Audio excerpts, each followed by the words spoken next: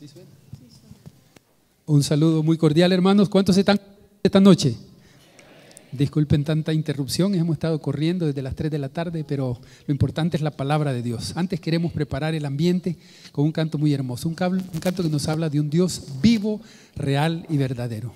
Porque Él, aunque murió, no está en la tumba. Escuchen este hermoso canto.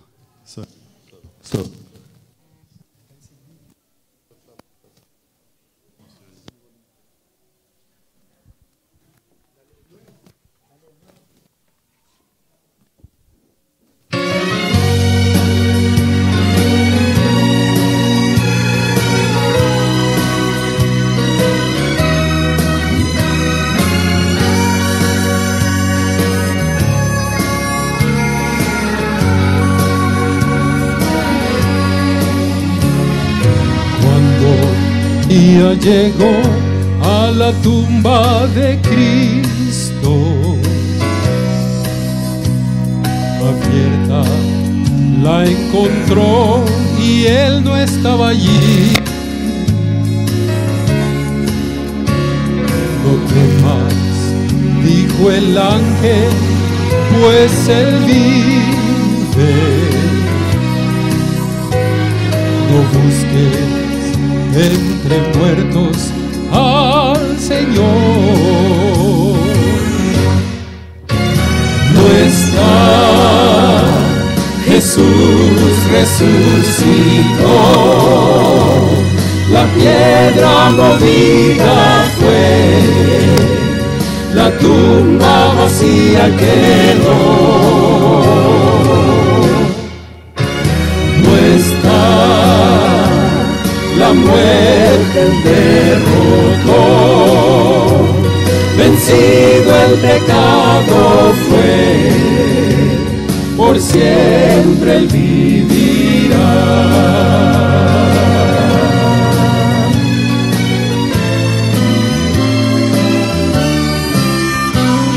Conmigo ve y mira al que vive.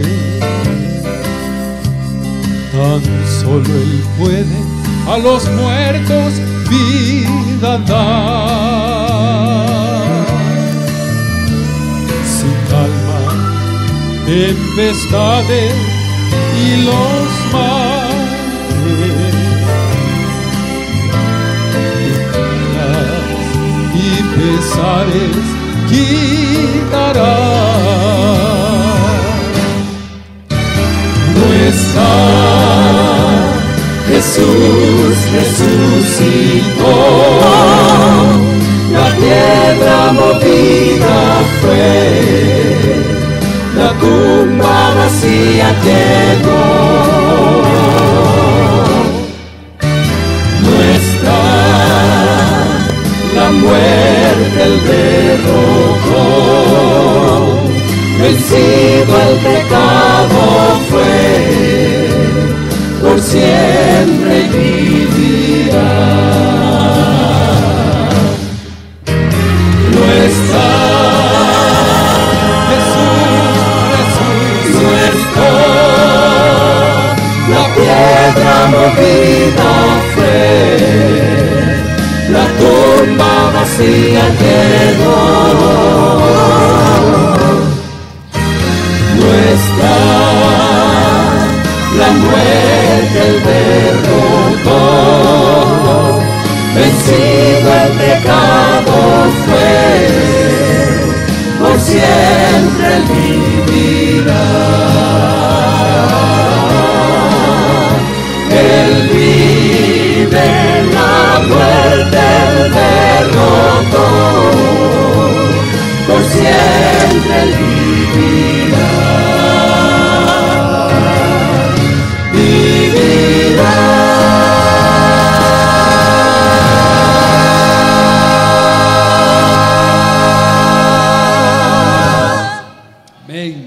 ¿Qué les parece si ahora estamos en pie? Nuestro canto tema. Para esta semana hemos cogido un canto muy, pero muy hermoso. Un canto que nos habla y es muy, muy adventista, muy tradicional. Un canto que nos habla de la grandeza de nuestro Dios. Cuán grande es Él, Cuán grande es Él. Es una versión congregacional, cantemos con todo nuestro corazón.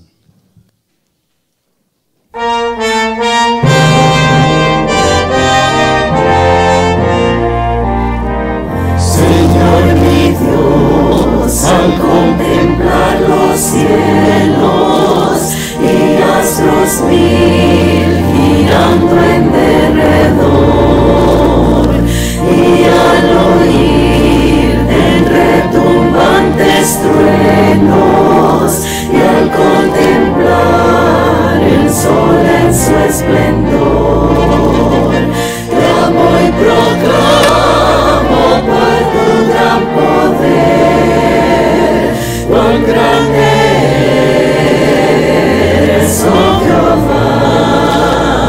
Te exalto a ti con toda mi alma y ser.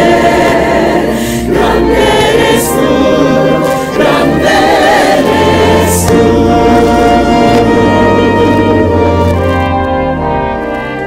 Al contemplar arroyos y florestas, los pajarillos oigo en su cantar, y alrededor percibo mil bellezas, y brisa suave viene a refrescar.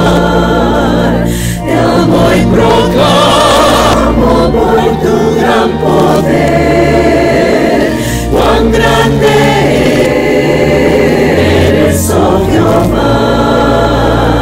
Te exalto a ti con toda mi alma y ser. Grande eres tú, grande eres tú.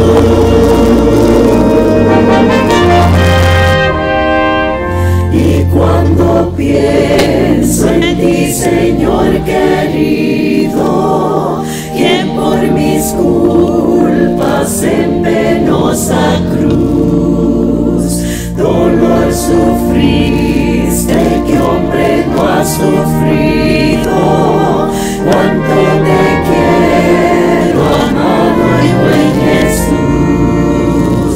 Te amo y proclamo por tu gran poder, cuán grande eres, oh Jehová. Te exalto a ti con toda mi alma y ser.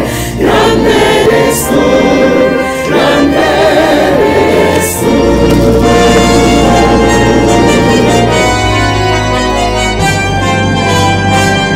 Y cuando vengas en brillante gloria, me llevarás con gozo a mi hogar. Te alabaré por darme la victoria, tu gran poder y gloria he de cantar. Te amo y proclamo por tu gran poder, cuán grande eres, oh Jehová. Te exalto a ti con toda mi alma y ser. Grande eres tú, grande eres tú.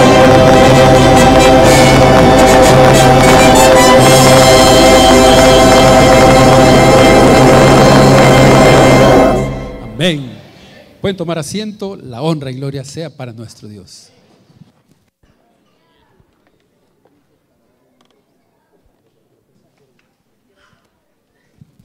Queremos agradecer al Ministerio Alabanza Pura por esta maravillosa participación y porque siempre están dispuestos a servir donde les llamen, donde les inviten, allí estarán siempre, ¿verdad? Ahora sí, queridos hermanos, ha llegado el momento que hemos esperado y es escuchar la palabra de nuestro Dios. Así que queremos invitar al pastor Esteban Bor, que ya está con nosotros, y queremos agradecerle. Sabemos que ha venido un poquito lejos, pero ya está con nosotros para presentar la palabra de nuestro Dios. Así que con nosotros el pastor Esteban Bor.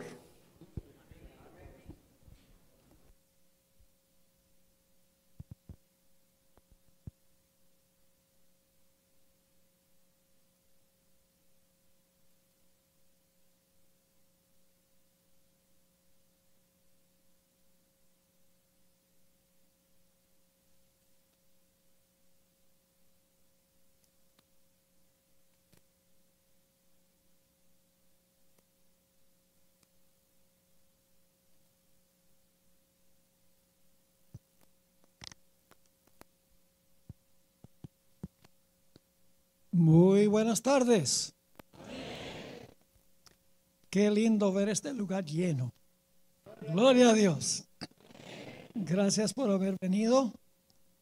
Yo llegué al aeropuerto de Dallas a las 4:10 de la tarde y nos demoramos hasta las 7:10 en llegar acá. Muchísimo tráfico, nunca he visto en ninguna parte tanto tráfico. Fue tan terrible que me tocó bajarme en la autopista, pasar por encima de una cerca para llegar a pie al hotel mientras el hermano terminaba de dar la vuelta de 15 minutos para llegar a recogerme. Pero gracias a Dios aquí estamos, listos para estudiar la palabra del Señor.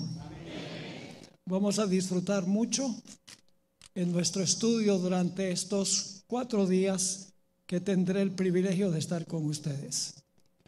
Queremos orar y luego les voy a decir de qué vamos a hablar, que tenemos 6 temas hoy, mañana, viernes y 3 temas el sábado. Así que oremos y entonces les voy a decir sobre qué vamos a hablar. Padre Celestial, gracias te damos por el privilegio de reunirnos en este lugar. Gracias porque nos has dado tu palabra, una guía segura en un mundo que anda tan confundido. Gracias porque nos has mostrado qué es lo que está pasando y qué ocurrirá pronto, para que podamos estar listos. Pedimos la compañía de tu Santo Espíritu al estudiar tu palabra, que no regrese a ti vacía, sino haga un impacto en nuestra mente y nuestro corazón. Te lo imploramos en el nombre de Jesús. Amén. Durante los días que pasaré Dios mediante con ustedes, en primer lugar vamos a tomar 3 historias del libro de Génesis. Ahora, ustedes saben que yo di una serie que se llama Descubriendo los Misterios de Génesis. Algunas cosas que voy a decir en estos primeros temas, probablemente algunos de ustedes, posiblemente la mayoría, ha oído. Pero va a colocar el marco para lo que vamos a trazar en los últimos 3 temas que van a ser el sábado. Ahora, ¿cuáles son los primeros 3 temas en Génesis? Las 3 historias que vamos a estudiar esta noche, mañana en la noche y el viernes en la noche, tienen que ver con el tiempo del fin.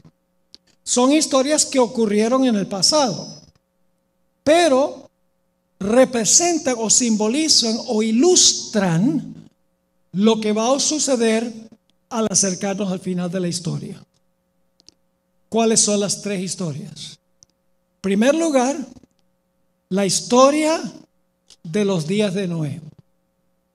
En segundo lugar, la historia de la Torre de Babel. Y en tercer lugar, la historia de Sodoma y Gomorra. Y ustedes van a ver por qué razón he escogido trazar estas 3 historias.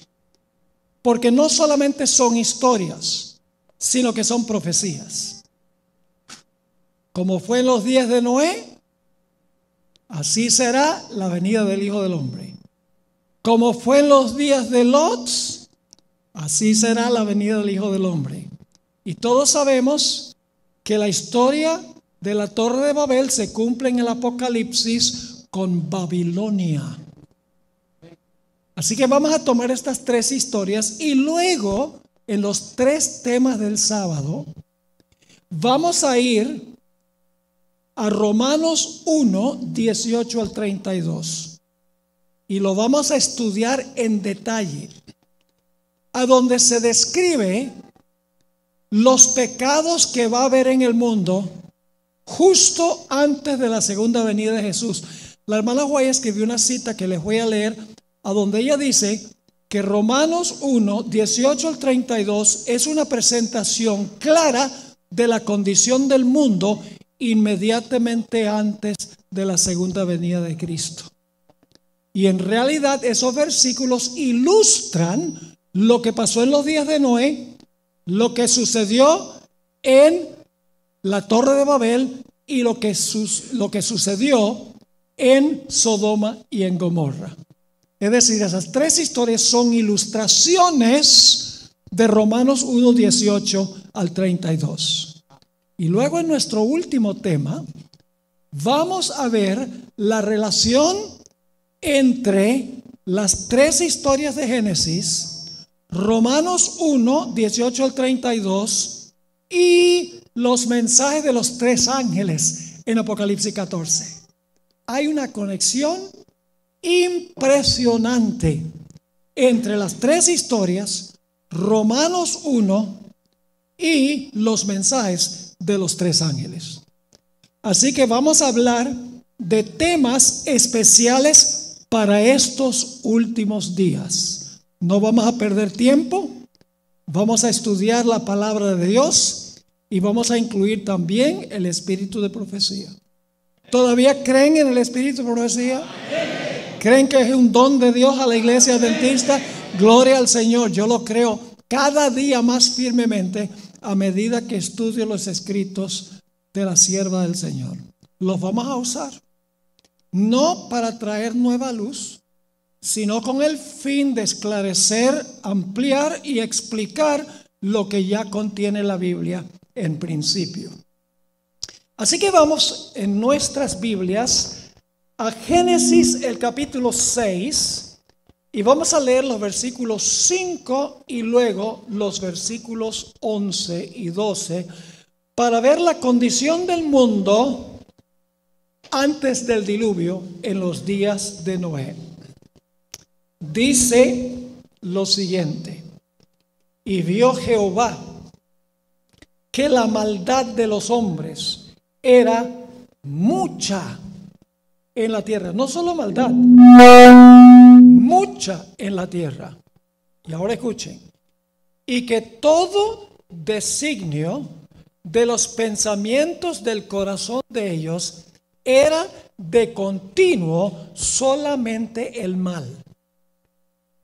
Yo creo que no puede ser más categórico esto. Fíjense las expresiones: la maldad, mucha. Todo designio de los pensamientos de los seres humanos, solamente continuamente el mal. Ahora vamos a los versículos 11 y 12. Como la intención del corazón de ellos era de continuo el mal, el resultado fue que en la sociedad se vio violencia. Dice en el versículo 11: y se corrompió la tierra delante de Dios, y estaba la tierra llena de violencia. Y miró Dios la tierra, y he aquí que estaba corrompida, porque toda carne había corrompido su camino sobre la tierra. Qué descripción tan vívida, hermanos y hermanas. La maldad, mucha. Todo designio del corazón, de continuo solamente el mal, y como resultado la tierra se llena de violencia porque la tierra está corrompida. Toda carne se había corrompido delante de Dios. Esa era la condición del mundo. ¿Y saben cuántos años habían pasado entre la creación y el mundo en esta condición? 1656 años nada más. Y el mundo alcanzó la condición que estamos leyendo acá. Ahora surge la pregunta: ¿cómo es que el mundo llegó a esa condición? Bueno, la Biblia nos dice claramente por qué razón. Vayan conmigo a Génesis 6, el versículo 1 y 2, y luego vamos a leer el versículo 4. 1, 2 y 4 nos explica cómo es que la tierra alcanzó esa condición en tan corto periodo de tiempo. Dice en Génesis 6, 1 y 2: aconteció que cuando comenzaron los hombres a multiplicarse sobre la faz de la tierra y les nacieron hijas, que viendo, están usando los ojos, viendo los hijos de Dios que las hijas de los hombres eran hermosas. ¿Están captando el cuadro? Los hijos de Dios que vieron, que las hijas de los hombres eran hermosas. ¿Y qué hicieron?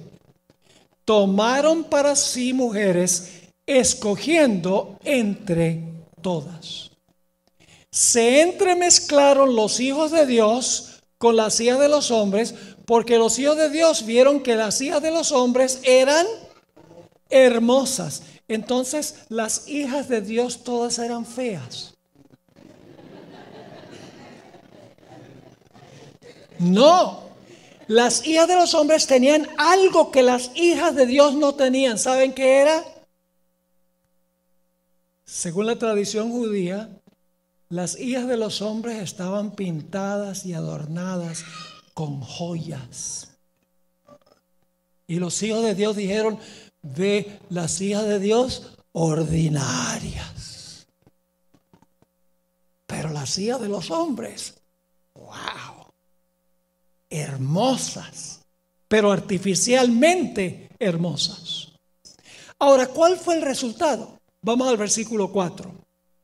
Dice: había gigantes en la tierra en aquellos días. Ahora escuchen con cuidado, porque muchos creen, no los adventistas, pero otras iglesias creen que los hijos de Dios eran ángeles y que las hijas de los hombres eran mujeres humanas, y que los ángeles se entrecruzaron con las hijas de los hombres, y el producto fue los gigantes. Es decir, los gigantes resultaron como resultado de la unión de las hijas de las hijas de los hombres con los ángeles. Ahora, eso no es cierto. Los gigantes no fueron el fruto. ¿Cómo sabemos eso? Porque dice aquí: había gigantes en la tierra en aquellos días, y también después que se llegaron los hijos de Dios a las hijas de los hombres y les engendraron hijos. Yo pregunto, ¿había gigantes antes que los hijos de Dios y las hijas de los hombres se unieran? Sí, entonces los gigantes no fueron el fruto de la unión. Sigue diciendo: estos fueron los valientes que desde la antigüedad fueron varones de renombre. Esa palabra renombre es muy interesante. Se podría traducir varones de fama. Es la misma palabra que aparece en Génesis 11, donde los constructores de la Torre de Babel dijeron: hagámonos un nombre, volvámonos famosos, construyendo la torre y construyendo la ciudad. Sabemos que los hijos de Dios no eran ángeles, por 3 razones. Número 1, la Biblia dice, como notamos, que los gigantes existían antes que se unieran los hijos de Dios con las hijas de los hombres. En segundo lugar, había gigantes en Canaán mucho después del diluvio. Pero todos esos gigantes tienen que haber muerto en el diluvio. Así que, ¿cómo es que gigantes después? Sencillamente porque eran gigantes en tamaño y eran gigantes también en la maldad que creaban en sus mentes. Y en tercer lugar, el Señor Jesucristo dijo que los ángeles no se casan ni se dan en casamiento. Como si los ángeles no se casan, ¿cómo van a tener hijos? Entrecruzándose con mujeres humanas. No es posible, porque los ángeles no procrean. También notamos en Génesis el capítulo 4 y 5 quiénes son los hijos de Dios y quiénes son las hijas de los hombres. Los hijos de Dios son los descendientes de Set. Capítulo 5 menciona toda la lista de descendientes de Set, que era un hijo bueno de Adán. En el capítulo 4 está la lista de descendientes de Caín. Sí, capítulo 4, los descendientes de Caín, todos malos. En Génesis 5, los descendientes de Set. Y luego en el capítulo 6, los hijos de Dios y las hijas de los hombres. Los hijos de Dios son los fieles. Las hijas de los hombres son las mujeres apóstatas del linaje de Caín. Por eso la Biblia dice, no os unáis en yugo desigual con los incrédulos. Y los hijos de Dios ignoraron eso. Vieron la belleza de las mujeres, dijeron, no, estas mujeres son muy lindas, vamos a unirnos con ellos. Y en vez de ellos convertirlas a ellas, ellas los convirtieron a ellos. Ese fue el motivo por el cual la tierra se corrompió. La unión de los fieles con los infieles. ¿Pasa lo mismo hoy? Pasa lo mismo hoy. Tanto en la iglesia como en la vida individual. Yo he encontrado tantas damas que conocen un muchacho que no es miembro de la iglesia adventista, no tiene inclinaciones religiosas. Y dice, ay, ese muchacho sí me gusta, porque me hace latir más rápido el corazón. Ese no es ningún motivo para contraer una relación. La pregunta clave es si esa persona está entregada al Señor, si esa persona cree lo que cree la otra persona, o si no se están uniendo en yugo desigual con los incrédulos. No es el caso que el bueno convierte a la mala, sino la mala al bueno, y viceversa. Ahora, ¿por qué razón es que esto sucedió? Dice en Génesis 6, 11 al 13, se corrompió la tierra delante de Dios, estaba la tierra llena de violencia. Y fíjense esto, y miró Dios la tierra, he aquí que estaba corrompida, porque toda carne había corrompido su camino sobre la tierra. Dijo pues Dios a Noé, he decidido el fin de todo ser, porque la tierra está llena de violencia a causa de ellos, y he aquí que yo los destruiré con la tierra. Inclusive sigue diciendo que Dios se arrepintió de haber creado al hombre. Ahí en Génesis. Así de terrible se convirtió la tierra. Pero en ese mundo vil, a donde había probablemente millones de personas, porque habían pasado 1656 años, y los hombres vivían hasta tener casi 1000 años. ¿Cuántos hijos puede tener un hombre de 1000 años? 969, en números redondos, 1000. ¿Cuántos años? ¿Cuántos hijos? No 4 o 5, docenas de hijos e hijas, porque Dios había dicho, fructificad y multiplicad y henchíos la tierra. En ese tiempo no había problemas de salud como existen hoy. Es decir, que el mundo estaba lleno de habitantes. Pero en medio de ese mundo violento, malo, había un remanente fiel.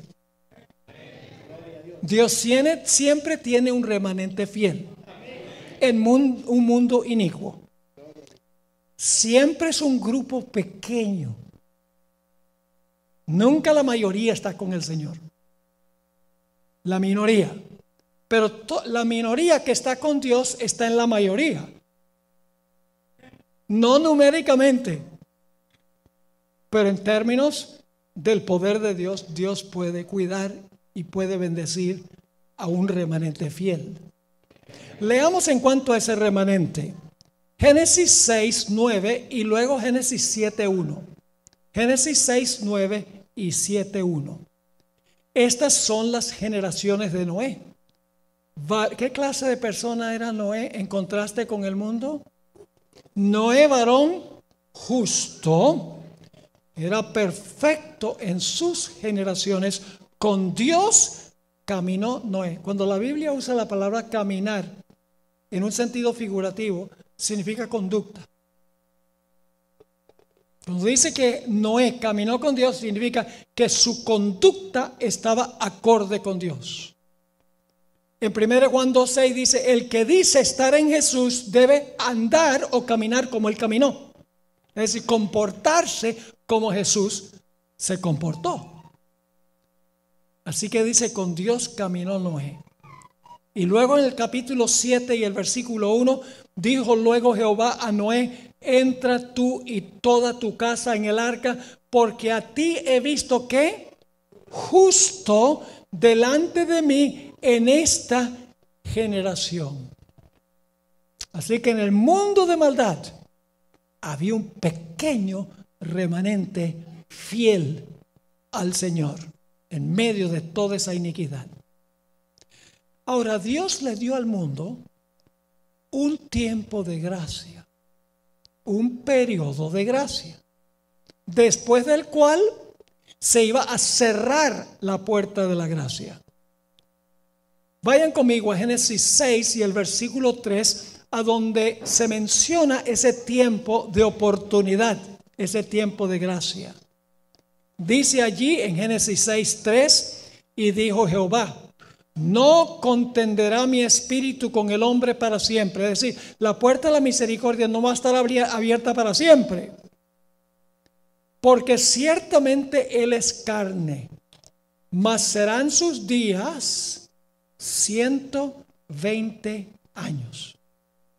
Dios está diciendo, les voy a dar 120 años de oportunidad, de gracia, para arrepentirse de su maldad.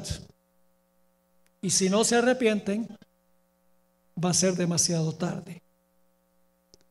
Ahora escuchen bien, Dios nunca destruye una ciudad, una civilización o una nación sin primero dar un mensaje de advertencia. Sería injusto que Dios destruyera el mundo sin que el mundo tuviera un mensaje de amonestación. Porque la gente diría, yo no sabía. Así que Dios manda un mensaje de amonestación. Y ese mensaje fue proclamado por el remanente.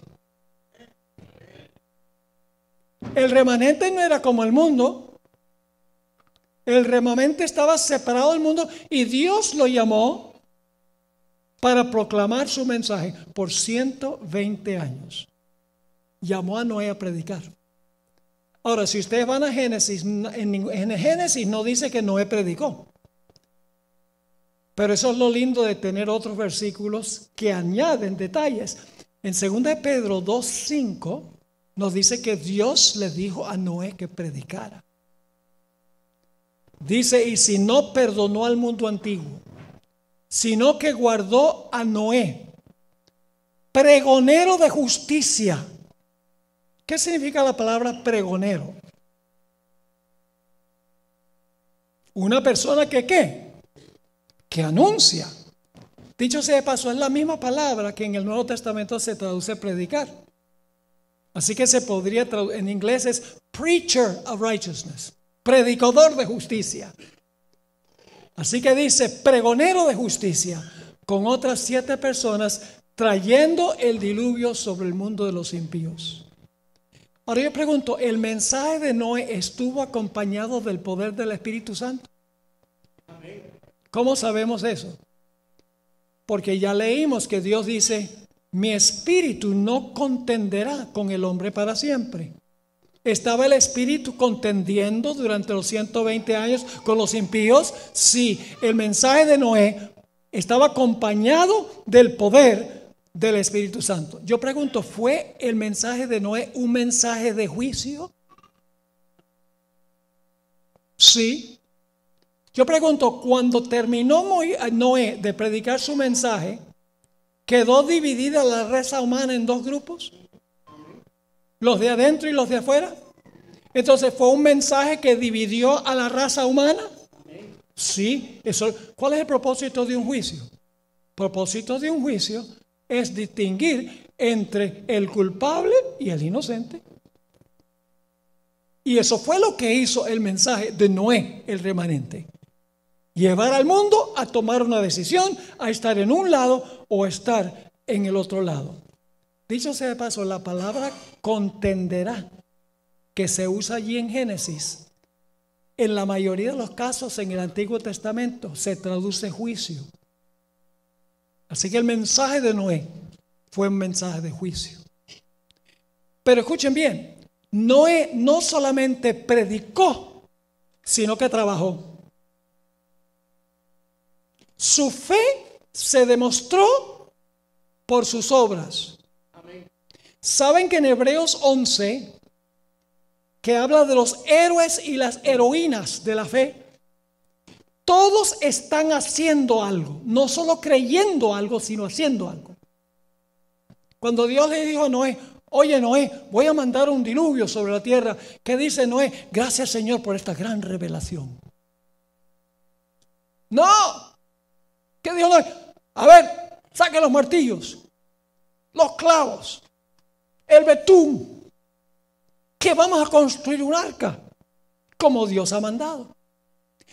Noé mostró su fe por sus obras.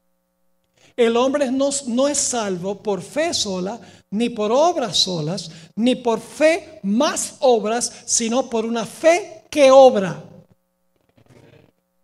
Porque la fe que no obra no es fe. Aún el diablo cree y tiembla. Pero no podríamos decir que las obras de Satanás demuestran su fe. Sus obras demuestran su falta de fe. Así que Noé predicó y trabajó. Noten lo que dice Hebreos 11:7. Por la fe Noé, cuando fue advertido por Dios acerca de las cosas que aún no se veían, ¿Noé había visto el diluvio todavía? No. Fue advertido por Dios acerca de las cosas que aún no se veían. Con temor preparó el arca en que su casa se salvase. Y por esa fe condenó al mundo y fue hecho heredero de la justicia que viene por la fe. Fíjese que cuando construyó su arca, dice, fue hecho heredero de la justificación por la fe. La justificación por la fe no es algo donde digo, yo creo que Cristo murió en la cruz y que me perdona. No, tiene también un poder transformador en la vida. Porque Dios no justifica a nadie que no esté dispuesto de ser santificado. Ahora, el mensaje de Noé fue difícil. ¿Saben que antes del diluvio nunca había llovido? Y aquí Noé está construyendo un transatlántico en tierra seca. Génesis 1:2 dice que antes del primer día de la creación, el planeta estaba lleno de agua. El segundo día, Dios tomó parte del agua, la colocó arriba, y tomó parte del agua y la colocó abajo. Lo de arriba se conoce como las ventanas del cielo y lo de abajo se conoce como las fuentes del gran abismo. Y ustedes dicen, bueno, si no había llovido, ¿cómo se refrescaba la tierra? Bueno, Génesis 2, 5 y 6 dice que había un sistema de riego automático. A ciertas horas al día subía un vapor de la tierra, del agua que había colocado Dios abajo, para reverdecer la tierra. Así que no había llovido. Ahora imagínense ustedes, en un mundo prácticamente completamente inicuo, predicar Noé un mensaje de que iba a llover. Y los expertos dicen, ¿qué es eso? Eso no está en nuestro diccionario. Que va a caer agua del cielo y va a inundar toda la tierra. ¡Oh! ¡Qué locura!, dicen ellos. Nunca hemos visto lluvia. Nunca ha llovido. ¿Qué te hace pensar que va a llover? Estás loco, Noé. La sierva del Señor dice que ellos pensaban que él era un lunático, que había que echar en el manicomio. ¿Pero qué hizo Noé? ¿Se dejó intimidar? No. Siguió predicando. Aunque no había visto lluvia, creyó lo que Dios le dijo y le fue contado por justicia. Así que Noé predica 120 años mientras está construyendo, indudablemente con sus hijos. Y la sierva del Señor dice que hay otros que ayudaron con la construcción del arca que murieron antes del diluvio. Uno de esos fue Matusalén. Matusalén murió el año del diluvio. O sea, durante esos 120 años estaba vivo.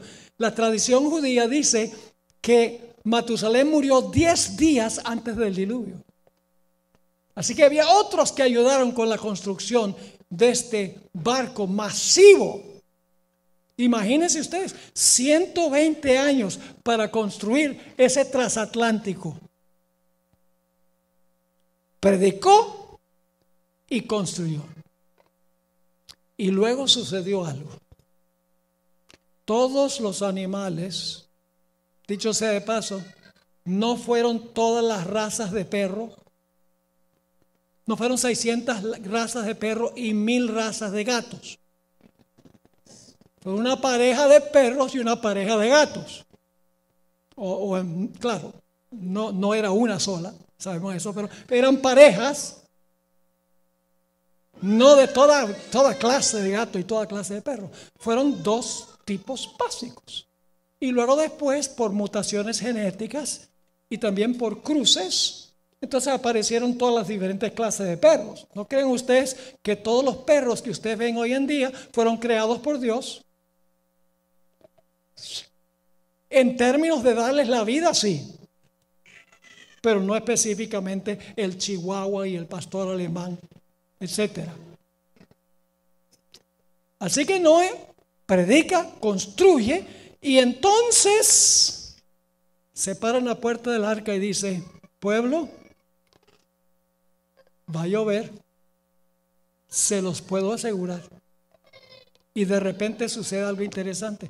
Los animales se acercan al arca en fila india.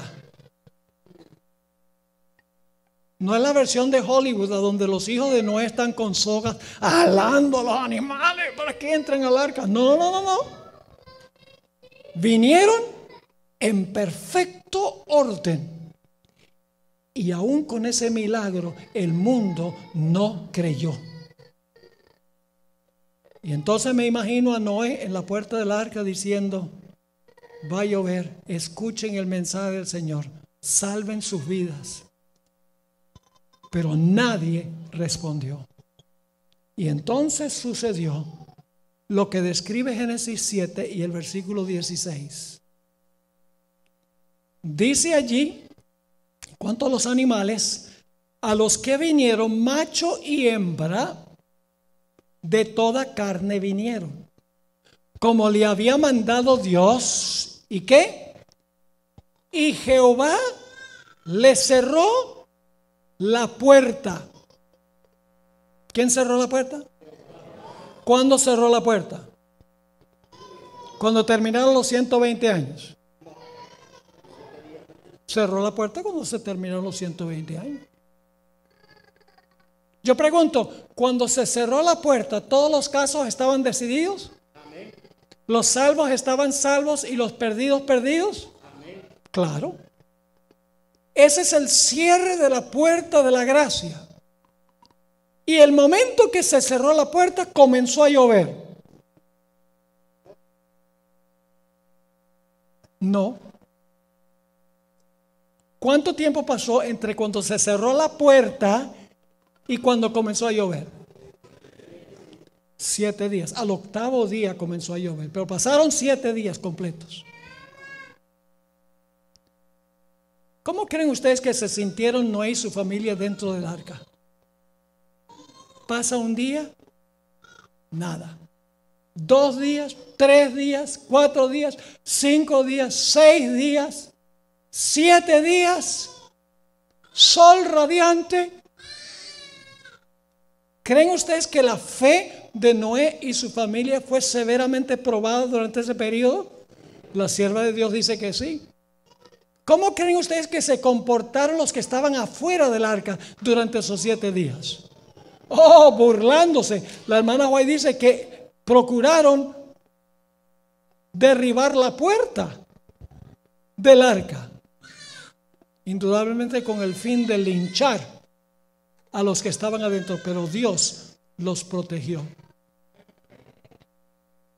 Y luego, al 8º día, después de 7, viene lo que anunció Noé. En Génesis 7:11 nos describe lo que sucedió. El año 600 de la vida de Noé, en el mes segundo, a los 17 días del mes, aquel día fueron rotas todas las fuentes del grande abismo. Dios no tuvo que inventar agua en el diluvio.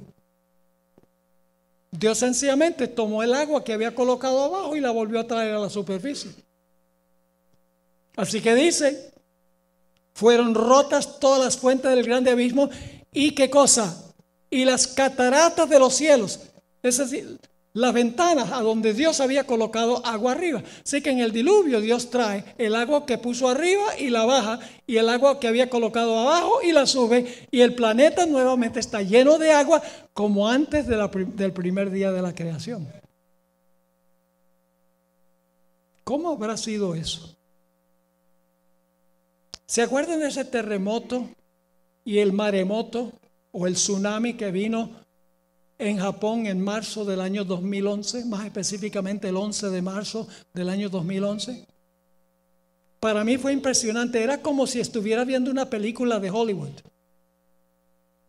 Entró la ola, se llevó carros, casas, gente, animales, basura, como 1 milla, 1,5 kilómetros adentro. Murieron más de 20,000 personas ese día. Me parecía algo, como les menciono, de Hollywood. Algo que pasara así.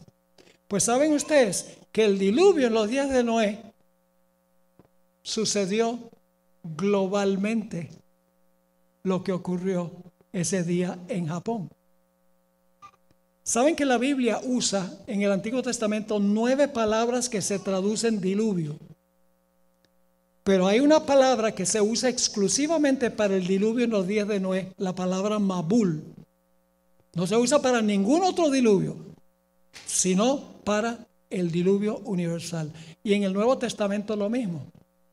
La palabra común las palabras comunes en el Nuevo Testamento son pleruma, hipótamos, de donde viene la palabra hipopótamo.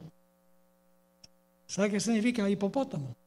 Viene del griego hupo, que significa bajo, y pótamos, agua.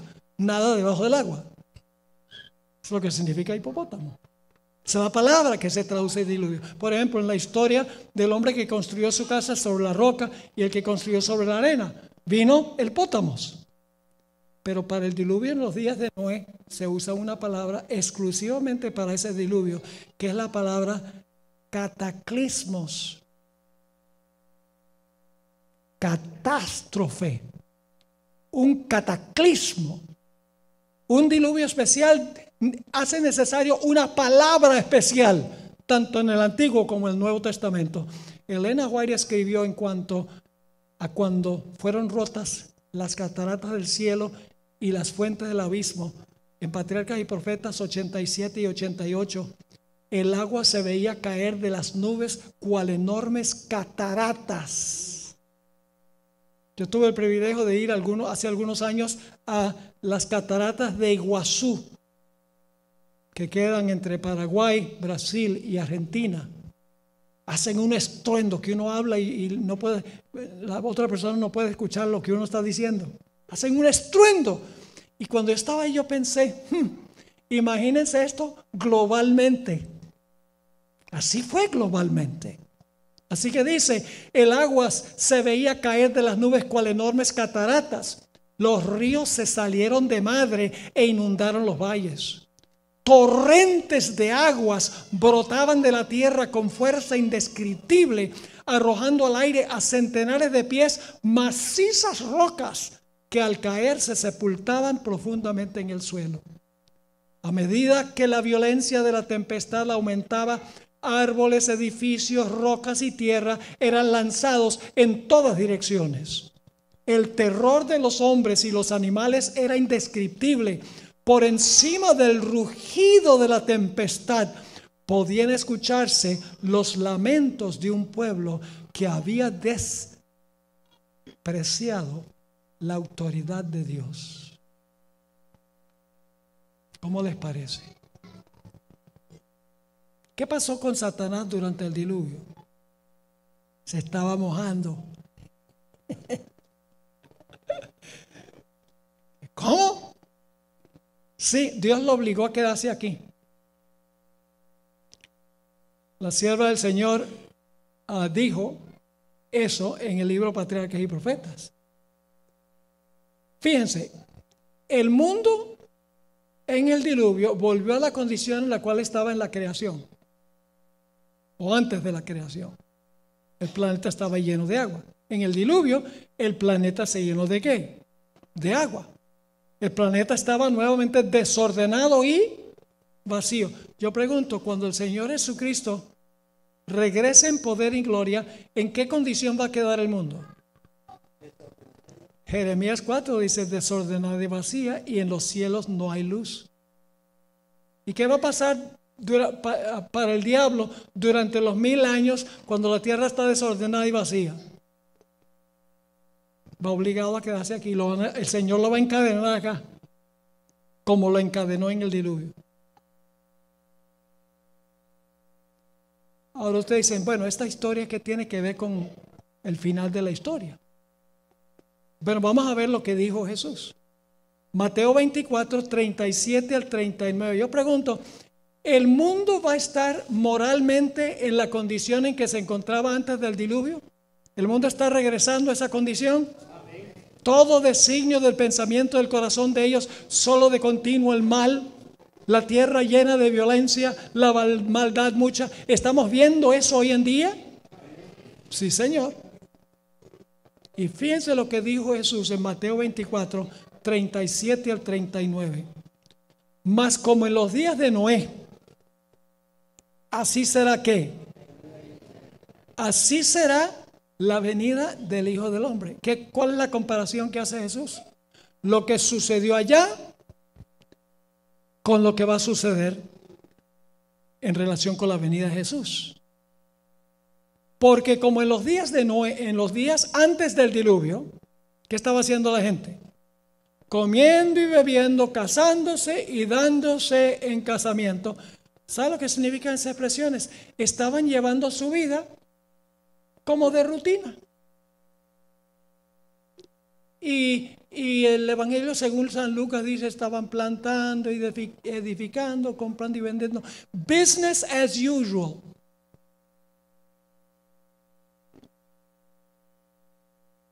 Ahora fíjense, una palabra clave. Estaban comiendo y bebiendo, casándose y dando en casamiento hasta. ¿Hasta cuándo? El día en que Noé entró en el arca. ¿Qué momento de tiempo marca el primer hasta? Porque vamos a encontrar otro. Primer hasta marca el momento cuando Noé y su familia ¿qué? Entraron al arca. Pero ahora escuchen. Y no entendieron. ¿Quiénes no entendieron? ¿Noé y su familia o los impíos? Los impíos. Hay algo que los impíos no sabían.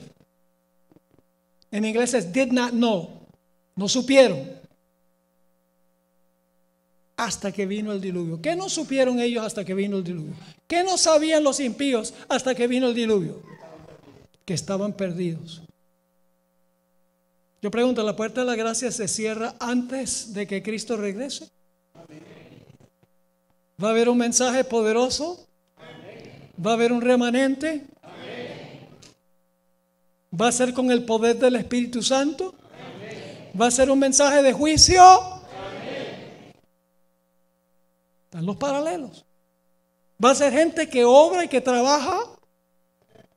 No solo que cree, sino que vive lo que cree. Sí, Señor. Así que el primer hasta es cuando se cierra la puerta. Cuando se cierra la puerta, todos están o salvos o perdidos. Pero los salvos tienen que tener fe de que están salvos. Y los impíos no saben que están ¿qué?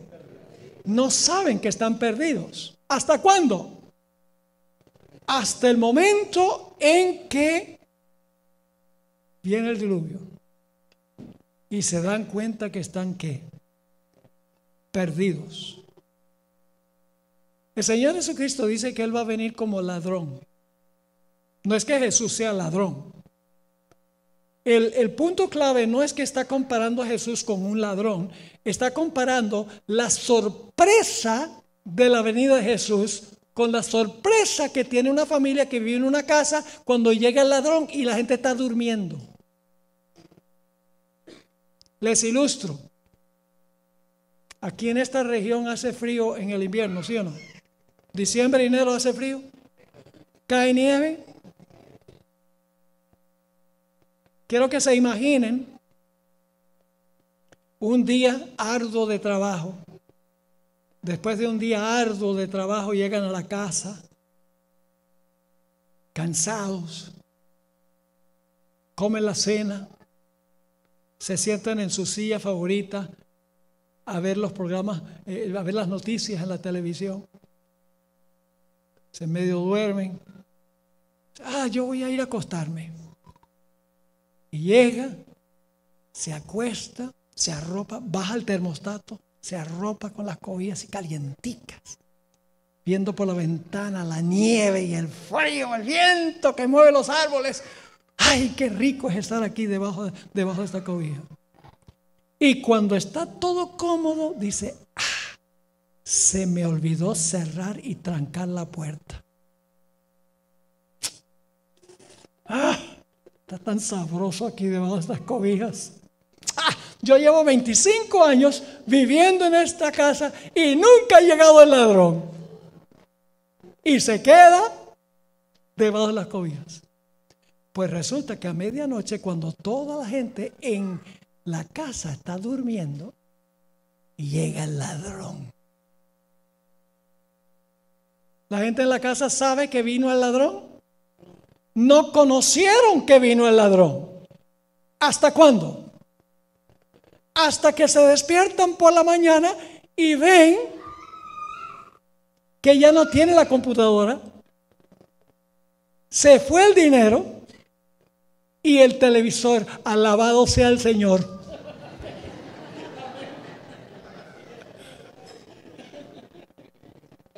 ¿Qué no conocían los que están durmiendo en la casa? Que iba a llegar el ladrón. Y cuando llegó el ladrón los sorprendió. No conocieron hasta que se despertaron por la mañana. Así será la venida de Jesús. La puerta de la gracia se va a cerrar, mis queridos hermanos y amigos, antes que Jesús venga. Y Jesús no habrá regresado en ese momento cuando se cierre la puerta de la gracia. Yo pregunto, ¿el pueblo de Dios va a pasar por un tiempo de angustia antes que Cristo venga? ¿Donde su fe será severamente probada? ¿Ven? Como la de Noé. ¿Cómo se va a portar el mundo?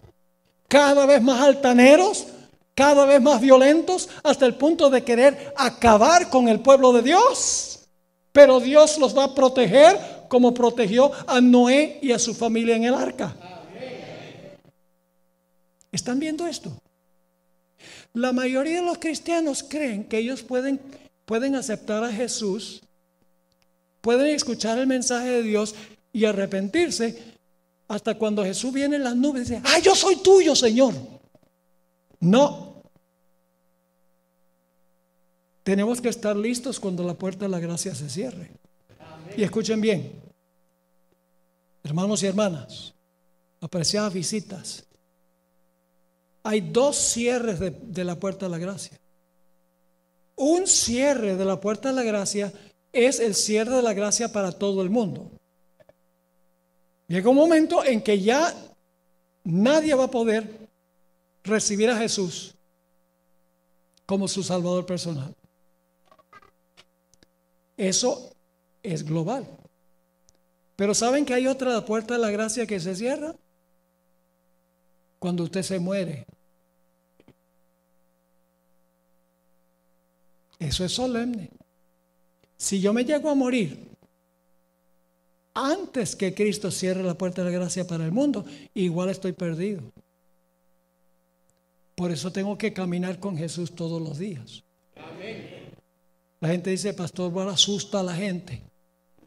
El propósito no es asustarlos. El propósito es que hallemos refugio en Jesús. Amén. Porque lo que viene es algo extraordinario, mis queridos hermanos y amigos. Ahora, permítame compartir con ustedes, ya llegando al final de nuestro... ¿Han entendido el tema de esta noche? Amén. ¿Sí? Lo vamos a vivir.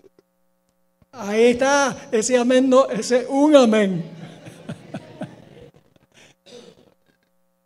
Ojalá que tomemos esto a conciencia, mis hermanos y hermanas. Pongamos nuestra vida en orden con Jesús, para que cuando venga la gran prueba no tengamos miedo. No tenemos que tener miedo del tiempo de angustia si estamos en Cristo, porque se levantará Miguel.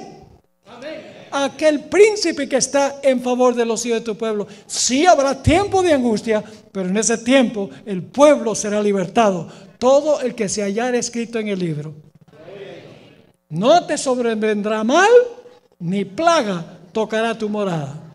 Si estamos en Cristo, no tenemos nada que temer. Ese es el punto clave.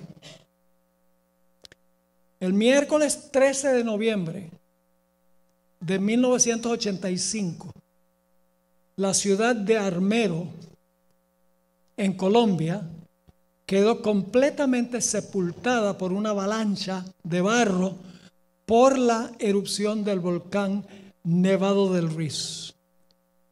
Los habitantes de la ciudad estaban confiados de que si estallaba en algún día ese volcán, que el cauce del barro iba a moverse al occidente de la ciudad por el cauce del río y no iba a entrar en la ciudad. Pero la noche fatídica que estalló el volcán, una gigantesca roca bloqueó el río y desvió el barro directamente a la ciudad de Armero. En esa sola noche perecieron 22,000 personas. La pregunta clave es, ¿podría haberse evitado toda esta pérdida de vida? ¿Acaso no había señales de la inminente erupción del volcán?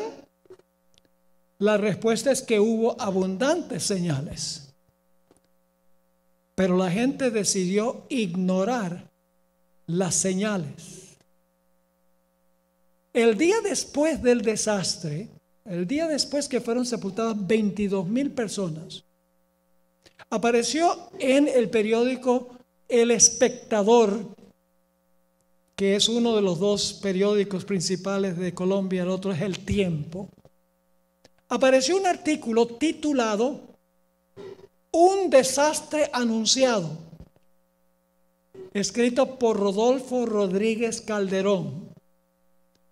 El artículo demostró claramente que todos los habitantes de Armero podrían haber salvado sus vidas si hubieran hecho caso a las abundantes señales que había de que pronto habría una erupción del volcán.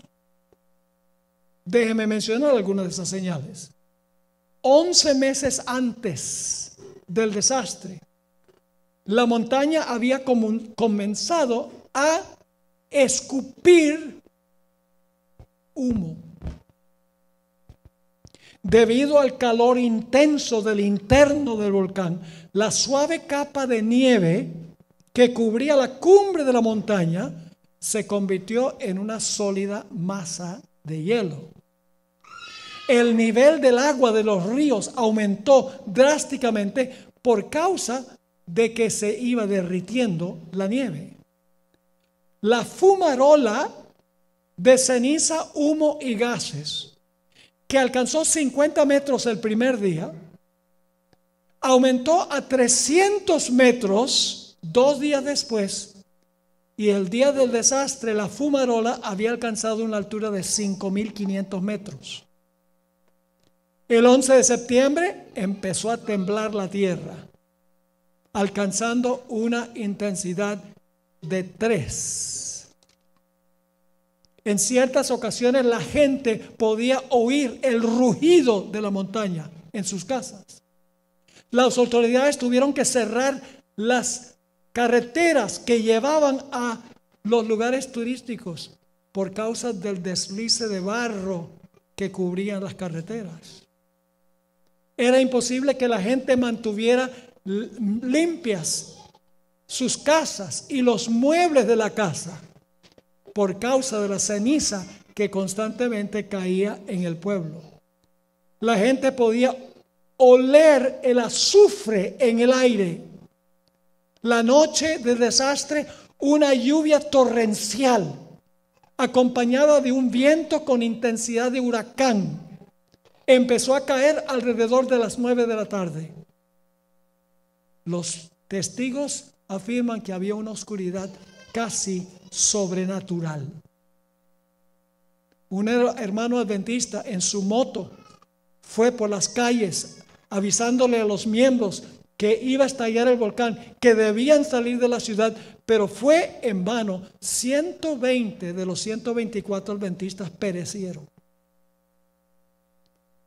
Varios años después yo estaba relatando estos detalles que les estoy dando, y el pastor de la iglesia de Armero, que se salvó porque estaba predicando en otra iglesia, perdió a su esposa y sus hijos.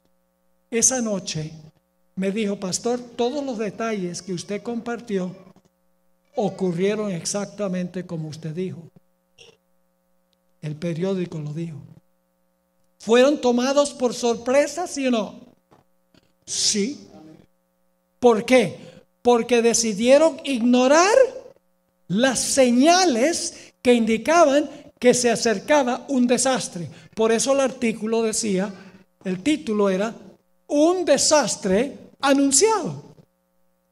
Ahora, ¿por qué razón la gente ignoró las señales? Hubo una trágica razón. El pueblo escogió ignorar las señales porque prefirió escuchar las voces de los expertos en vez de hacerle caso a las señales. Permítanme mencionarles, el mismo artículo que apareció en El Espectador da estos datos después que estalló el volcán. A las 7 de la noche, el sacerdote Edgar Efrén Torres anunció por la radio lo siguiente: no hay razón para tener pánico, por favor conserven la calma. La defensa civil, en un mensaje oficial por radio, dijo: no hay razón para preocuparse. El obispo del pueblo, Augusto Osorio, advirtió al pueblo que tuviera cuidado con los fanáticos que querían dejar la impresión de un desastre inminente. El alcalde de la ciudad dijo: no se preocupen. Después del desastre, el gobernador del departamento del Tolima afirmó: el desastre no se puede haber predicho. El científico colombiano Jaime Villegas Velázquez afirmó: este volcán nunca estallará, nada va a pasar, tengan cuidado con las especulaciones y exageraciones. El secretario de Minas, Iván Duque Escobar, dijo: nada pasará. Aún el geólogo de los Estados Unidos, Darrell Hurd, había dicho: es muy improbable que la ciudad pueda ser sepultada por rocas, lava o barro. El Comité Regional de Emergencias impartió el mensaje esa misma noche: no esperen que las ventanas se quiebren, no esperen oscuridad, ni lava corriendo cuesta abajo, no esperen una gran cantidad de ceniza, entre otras cosas. ¿Por qué la gente pereció? Porque prefirieron escuchar las voces de los expertos, tales llamados, en vez de prestar atención a las señales. Tenemos nosotros, hermanos y hermanas, apreciados visitas, tenemos nosotros señales claras en la sociedad y también en la iglesia de que estamos entrando en la recta final de la historia de este planeta. Tenemos abundancia de señales, hermanos y hermanas. Yo voy a mencionar algunas de ellas. Se encuentra en Romanos el capítulo 1. Romanos 1 da una lista lóbrega, oscura de la condición del mundo antes de la segunda venida de Jesús. Y Mateo 24 nos da señales. Escogeremos prestar atención a las señales para salvar nuestras vidas. Es la pregunta clave. Ahora quiero terminar con esto. Y posiblemente usted ha escuchado esto. Yo viajo mucho en avión. Muchísimo. Llevo casi en una sola empresa aérea 5 millones de millas, que son más de 8 millones de kilómetros, desde 1991. Y siempre hay alguien que dice: pastor, ¿por usted no tiene miedo de andar en avión? Y mi respuesta siempre es: no, porque voy a tener miedo. Y dicen: porque el avión se puede caer. Y yo digo: sí, ¿y cuál es el problema? Se muere. ¿Y cuál es el problema? Si estamos en Cristo no hay que tener miedo. Nuestro último pasaje, 1 Tesalonicenses 4, porque el Señor mismo descenderá del cielo con aclamación, con voz de arcángel y con trompeta de Dios. Y todos los muertos resucitarán primero. ¿Qué clase de muertos? Los muertos en Cristo resucitarán primero. Los otros muertos que resucitan después son los malos. Los muertos en Cristo resucitarán primero.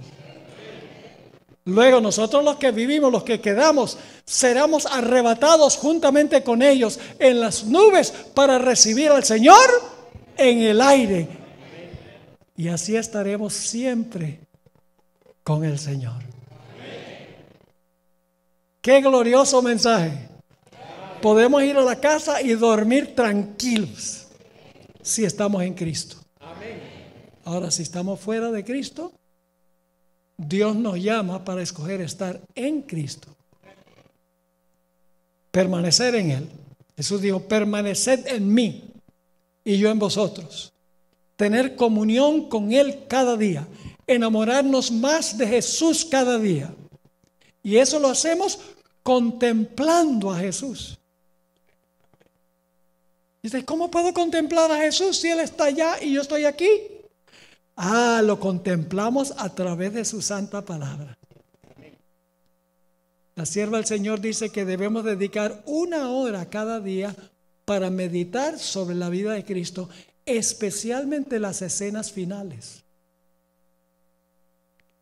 En la corte de Pilato, en camino a la cruz, en la cruz. Y ella dice que cuando hacemos eso, nos asemejamos más a Jesús. Mientras más tiempo pasamos con Jesús, más somos como Jesús. Mientras más tiempo pasamos con las cosas del mundo, más somos como el mundo. Es una ley psicológica.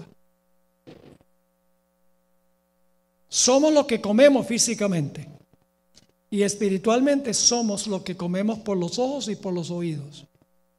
Hay que cuidar las avenidas del alma, que son nuestros 5 sentidos. Cuidarlos con celo y no dejar que entre nada malo que contamine. Que dediquemos nuestra atención a Jesús como nuestro Salvador personal, como aquel con quien pasaremos toda la eternidad. El apóstol Pablo lo dijo así, último texto que voy a mencionar: mirando a cara descubierta, como en un espejo, la gloria del Señor. La gloria de su carácter, la gloria del Señor. Estamos siendo transformados a su imagen. 2 Corintios 3:18. Esa palabra transformados es la palabra griega metamorfoo. ¿Qué palabra en español viene de metamorfoo? Metamorfosis. ¿Qué es una metamorfosis? ¿En qué se parece un gusano a una mariposa? En nada. ¿Por qué? Porque ha sucedido una metamorfosis, que es un cambio radical. Por eso la Biblia dice que los que están en Cristo, nuevas criaturas son.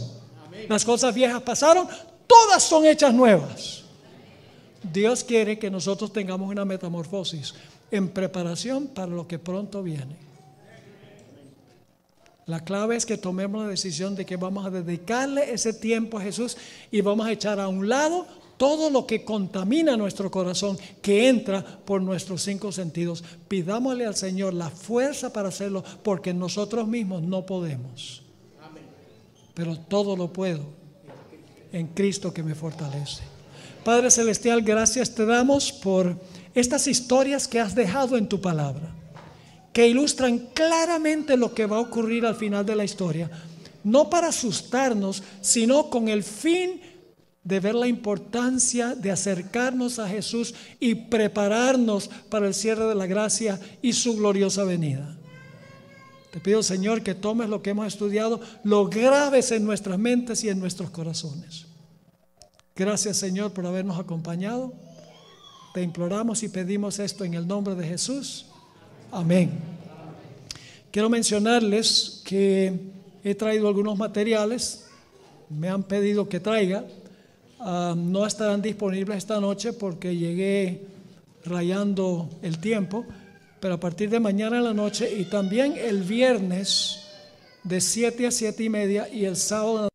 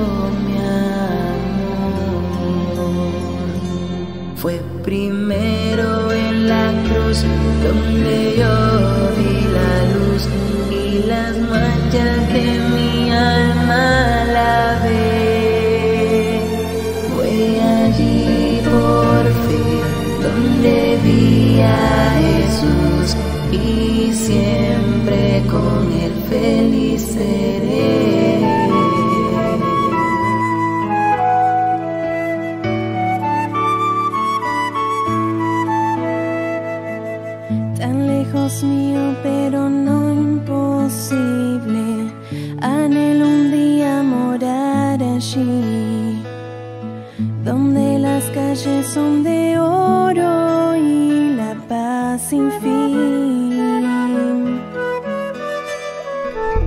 Y tu sonrisa amanece allí, iluminando de alegría el cielo, donde la historia de mi redención me la cuenta mi Dios.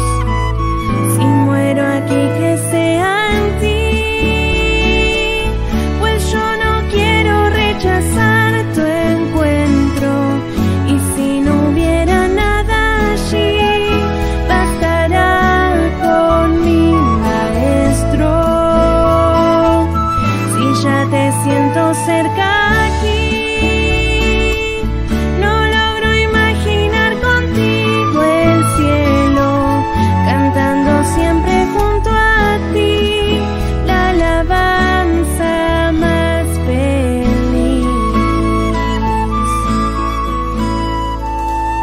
Recordar en mi nuevo hogar la vida que con dolor padecí aquí.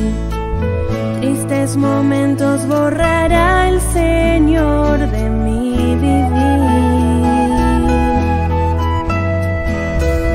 Comenzará la historia sin final y cumplirá Jesús todos mis sueños. Pero mientras espero aquí por ti, Señor, te quiero pedir. Si muero aquí, que sea en ti, pues yo no quiero rechazar tu encuentro.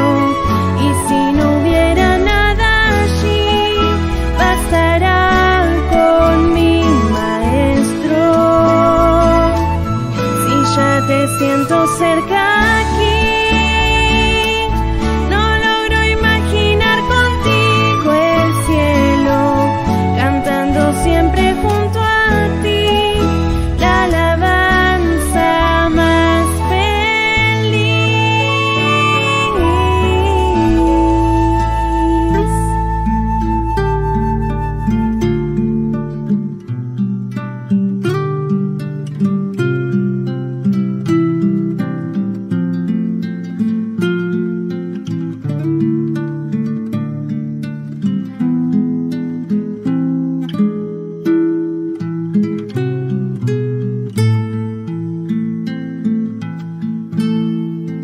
eres mi protector,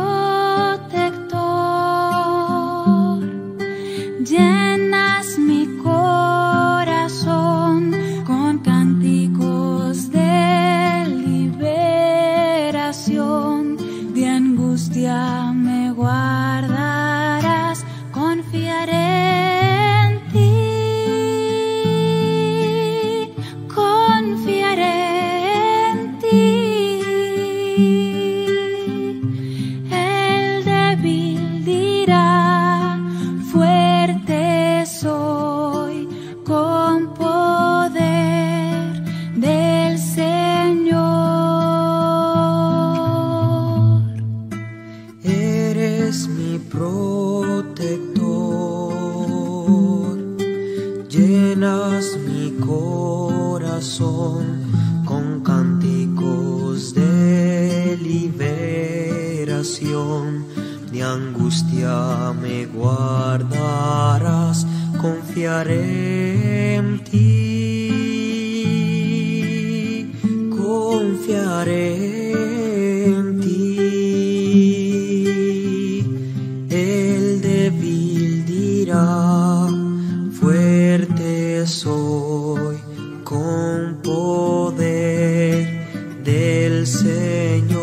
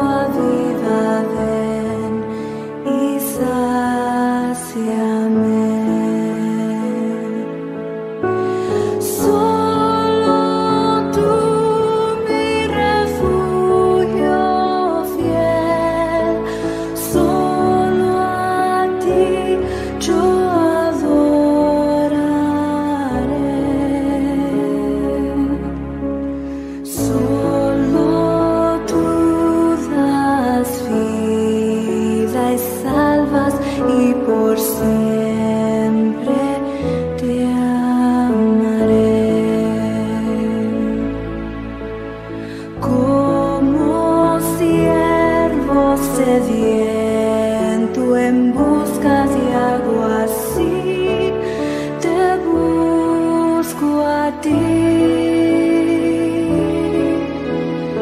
Mi alma tiene sed del agua viva, ven y sáciame.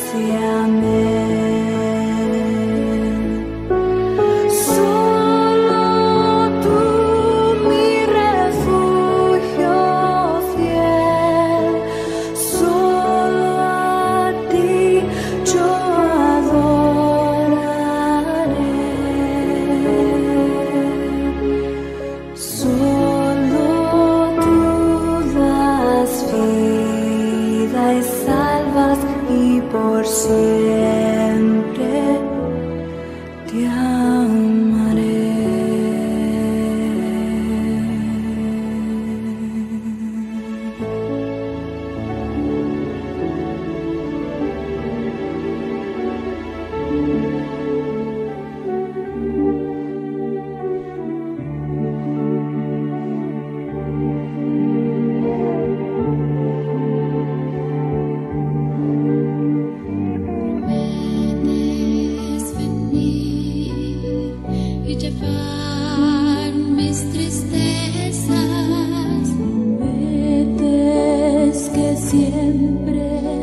Conmigo estaría.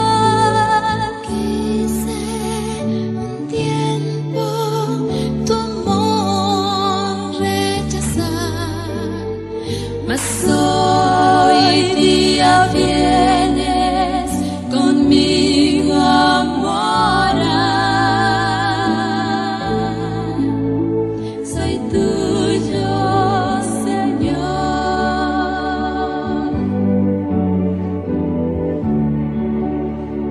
Jesús dice, ven de estas aguas, tú puedes beber la sed de tu alma, yo mitigaré.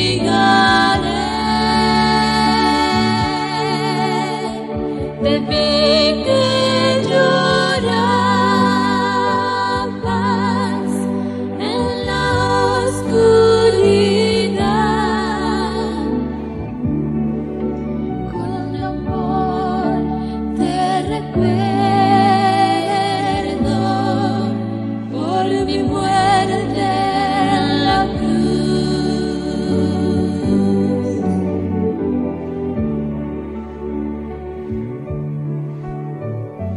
Cristo, te ofrezco mi vida y mi amor.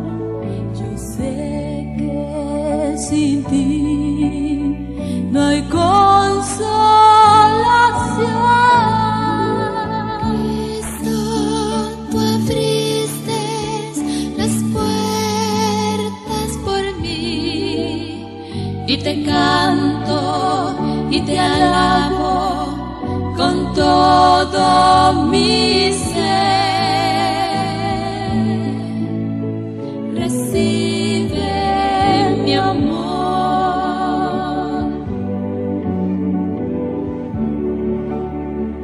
Jesús dice, ven de estas aguas, tú puedes beber la sed de tu alma, yo mitigaré.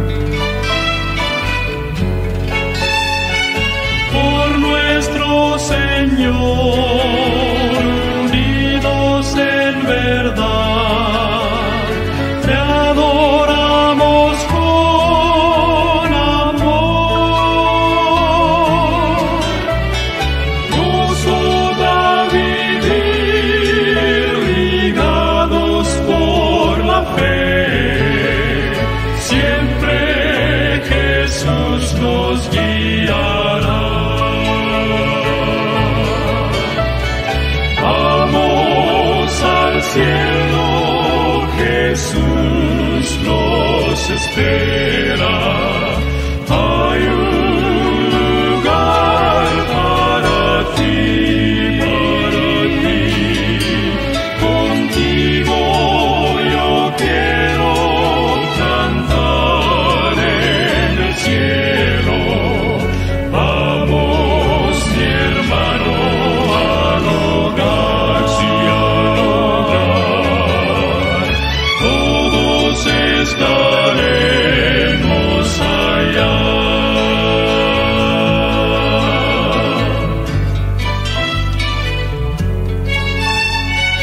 Al gran capitán habremos de seguir, la gran victoria cerca está. Sin vacilación al cielo vamos, sí, que nadie falte allá. Vamos al cielo, Jesús nos espera. Hay un lugar para ti, contigo yo quiero cantar en el cielo. Vamos, mi hermano, al hogar, sí, al hogar. Todos estaremos allá. Junto al Salvador, alabando con fervor. Oh, sí, estaremos allá, estaremos allá.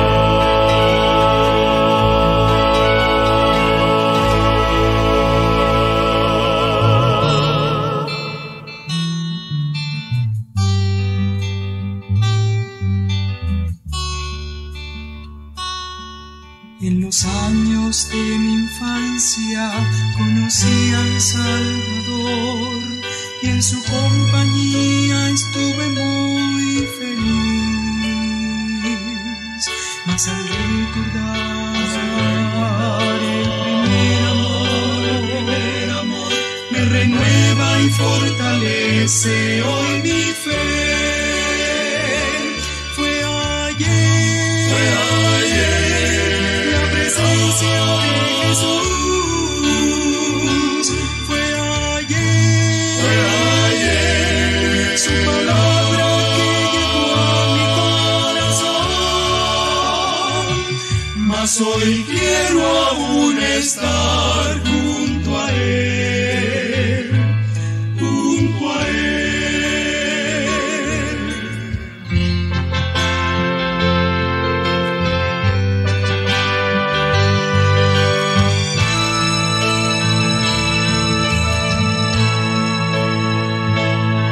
Han pasado algunos años y hoy te quiero confesar que traté de separarme del Señor, mas al olvidar ese gran amor, tuve miedo y regresé, ya tú lo ves. Fue ayer la presencia de Jesús. Fue ayer su palabra que llegó a mi corazón. Mas hoy quiero aún estar junto a Él, junto a Él. Mas hoy quiero aún estar junto a Él. Junto a Él.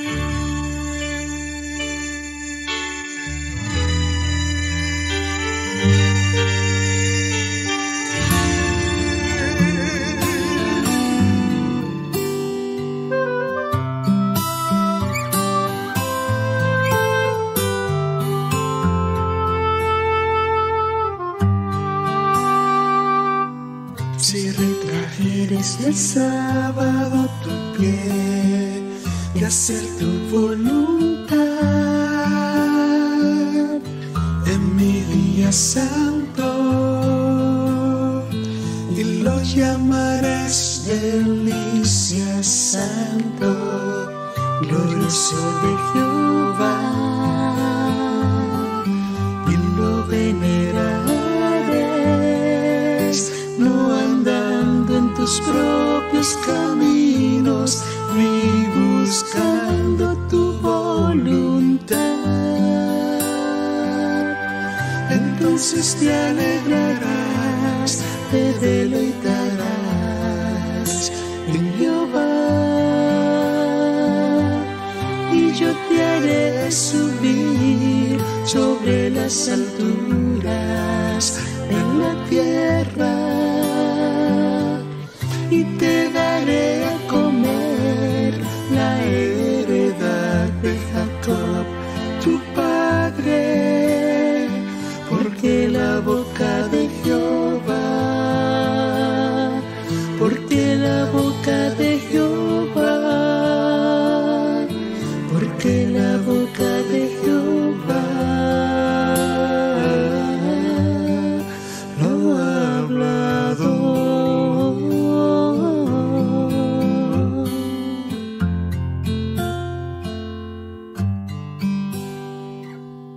Si retrajeres el sábado tu pie y hacer tu voluntad en mi día santo, y lo llamarás delicia santo, glorioso de Jehová, y lo venerarás, no andando en tus propios caminos, ni buscando tu voluntad. Entonces te alegrarás, te deleitarás en Jehová, y yo te haré subir sobre las alturas en la tierra, y te daré a comer la heredad de Jacob, tu padre, porque la boca de Jehová, porque la boca de Jehová, porque la boca de Jehová lo ha hablado.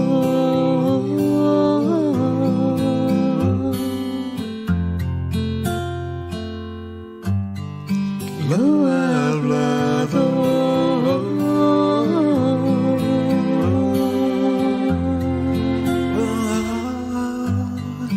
Lo ha hablado.